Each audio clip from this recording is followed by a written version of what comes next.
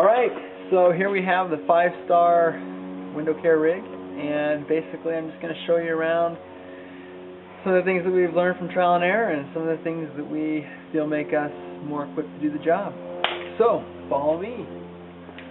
Come on in. Kind of tight quarters in here, but we've maximized our space pretty well. So if you look around, you'll see that we have all of our tool bags in here. We have our water bucket, our screen sealing soap. We have all of our dirty rags that go in there. We have our DI, natured alcohol mixture. We have our tent mounting solution.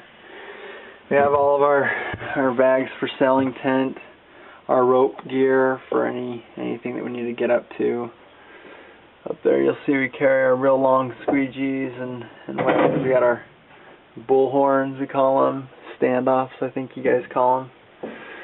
We got our reach higher ground kit here. What we've done is set it up with a battery powered pump and also an electric pump that we use to plug in with our electric hose. We can run up to 4 poles off of this.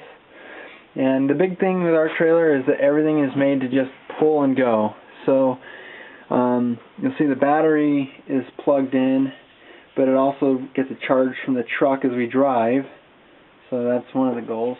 And you can see here, we can just flip the switch, and we have all of our light for the mornings when things are a little darker, or if I got to work on the trailer late. Actually, I'll leave that on for now. But anyway, so everything's made so we can just pull our hose. We can grab our waist hose and just pull that right out. So it should be really friendly for us. We've got our tent bag for our tenting tools. Got our stumpy ladders. We can get out and go. You'll also notice that everything's been sprayed down with a bed liner. Our whole trailer. That's added a lot of ruggedness and also given it strength and made it so that it's waterproof. We got our screen soap bucket that just stores it. Our poles. Keep our rags up here. Make sure that we have a place to. The method we use a detailing towel, which is our microfiber, and we use our workhorse towel for just absorbing dirt and mud and all that. So everything comes in our, you can see we carry a roll in our bag. So whenever we wear out a couple towels, we can just pull out a roll. I know, Arizona, we still need warm gloves for those cold days. You'll see we carry our 6-foot step ladder and one of those little gorilla ladders that was not really worth the money, but we have it. And then if you look down, we also use have a little different soaps and things like that. Our Safe Restore, spare chemicals, doggy treats for those hard to please dogs. We carry our rubbers, with squirt bottles that we can fill if we need to apply chemicals. We have our hard water remover powder from Sorbo, which we've recently discovered that we think that, I'll show you a little bit later, but I think DE is the same thing as Sorbo uses. We have a dry lube for the window tracks. Great restoration stuff. Screen repair spline, caution tape, and in Spanish, cuidad. Oh, I don't know what the heck that is. Anyway, all that, extra T-bars. This is one thing we learned. If you don't carry an extra power washer wand, Newton's law, you won't be able to do any power washing. Up high, we have all of our dusting microfibers. We made some mitts. We took the auto ones and made them narrower so we could dust blinds and things with them. Shutters. Works great. Drop cloths. Carry extra chamois for the days that I forget to bring laundry with us. We like chamois. It's just really rough to do the laundry, keep up with them, so we don't really use them too much. Make sure we have it labeled so they know who's at their house. And then let me show you a couple other things here from the back. Basically, from the back we have a excuse the noise. We got it set up so that we can run a power washer and just pull our hose. I went ahead and splurged and got a little nicer power washer, 4 gallons per minute. That's my son Jaron. 4 gallons per minute will move a lot of water, 4,000 psi, has a lot of pressure.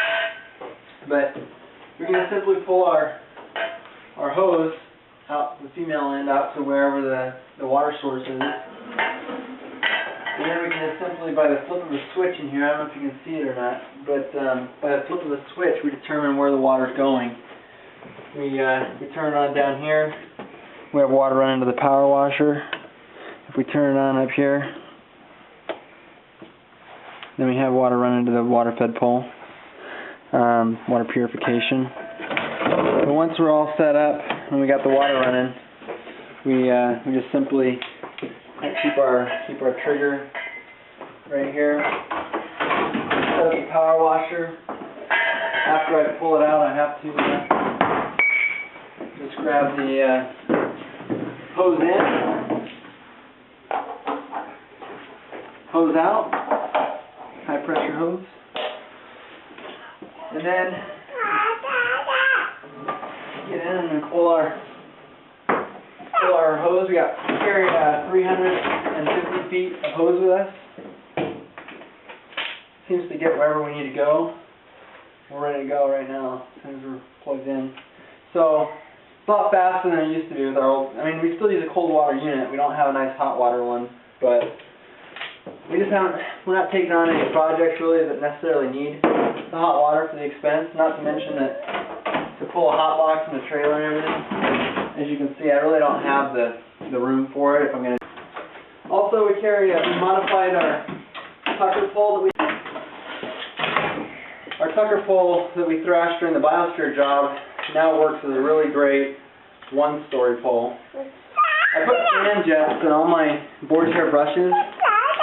I had to give them a haircut in order to make the boar's hair brush work with the fan jets. But you can see that the water passes through nice and easy, and now I get the scrubbing power of boar's hair with the rinsing power of fan jets. So I just think that now that I have both of those things, I get a really thorough clean, and I don't have to sacrifice anything. I did that with all my poles. This is probably our most popular pole. I have a carbon one that I carry, the Excel, but nice thing about this little 12-footer is that when you're working at one story, it's nice and short. It works good. It extends up. You can get a 2-story window with it just fine. It is flexier than our carbon pole, but it does the trick, and it's so versatile. The problem with the carbon fiber pole that we have